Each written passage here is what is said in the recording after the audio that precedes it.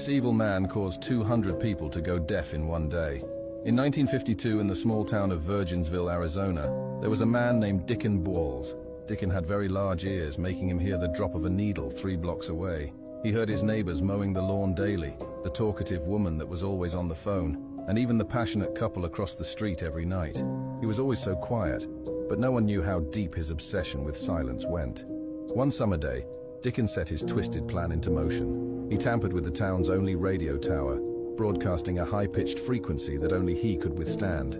By noon, people started screaming in agony. Their ears bursted, and soon, nearly 250 people were left deaf by the end of the day. When police found Dickon in his home, he sat at his desk, surrounded by radios, listening to the deadly sound. He smiled as they arrested him and said, "The silence is beautiful, isn't it?" Later, investigators found journals filled with drawings of ears and notes such as, "If they won't give me silence, I will give it to them." The town never recovered, and locals say, on quiet nights, you can still hear the faint hum of that deadly sound. This man was terrifying during the Civil War.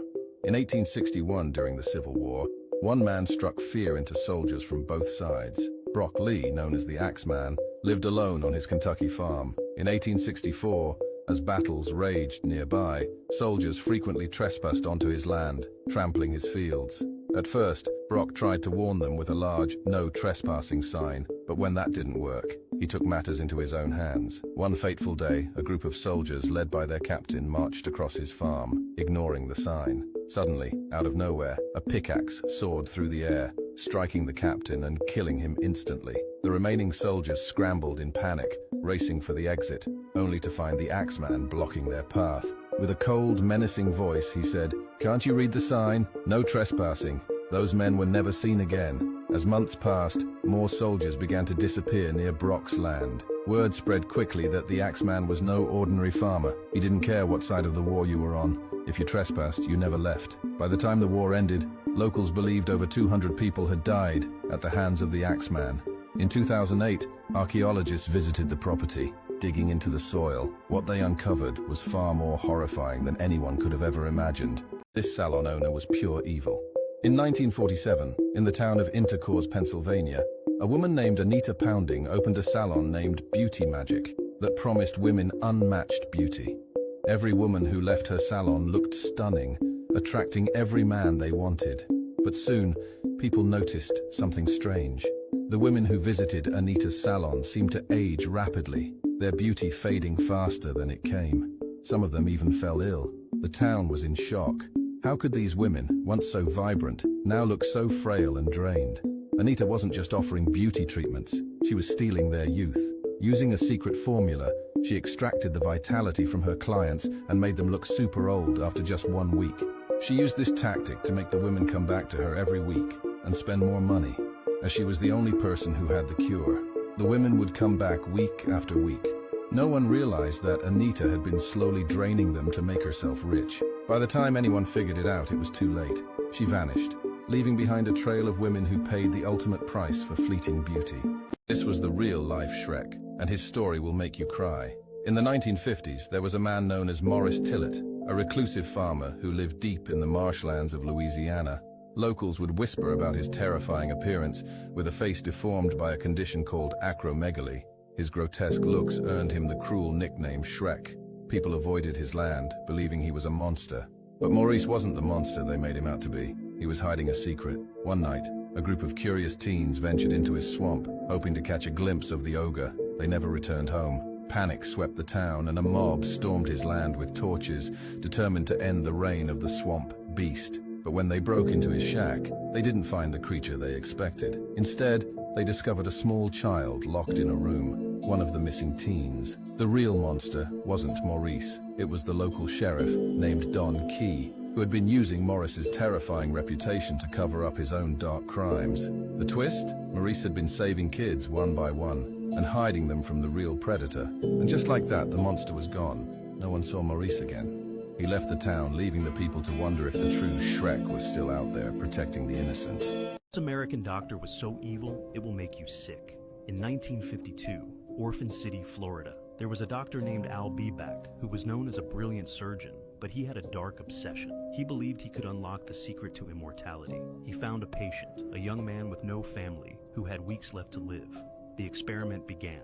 Dr. Bebak injected a compound into the man's heart and waited. Days passed, and the patient didn't die. He seemed to stabilize. The doctor was happy. Until the patient began to speak. "You've trapped me. I'm still dying, but I can't die." The patient wasn't immortal. He was stuck in a limbo between life and death, unable to heal, unable to die. His body remained alive, but his mind was in agony. As the patient screamed in endless torment, Al realized his dream of immortality had become a nightmare. Some days later, one of the nurses named Anita Mann realized what Al was doing and reported to the police. Once they arrived, the doctor took his own life, and the last thing he said was, "I shall go, but I will be reborn much stronger." But that didn't really happen. He was laid to rest the same day. What this man did to his wives was truly horrifying. In 1975, a man named Mark S. Mann had a shop where he made lifelike dolls and sold them for a living. Wealthy women would flock to his shop, enchanted by his charm. They'd fall in love, and they would marry, but then they'd disappear. His workshop in the basement held 8 glass cases with 8 beautiful dolls in them. One day, he managed to persuade a woman named Chloe Noalot to be his newest wife. 3 days after their marriage, Chloe noticed something the others didn't. The dolls weren't just wearing wedding dresses, they were wearing his missing wives' actual wedding dresses. In his diary, she found his darkest secret. He wasn't just making dolls that looked like his wives, he was turning his wives into dolls. The process took exactly 13 days. The screams lasted for 12. Chloe managed to call and inform the police about her twisted husband, but when police raided his workshop, they found his final project unfinished. A doll with Chloe's face, only half transformed.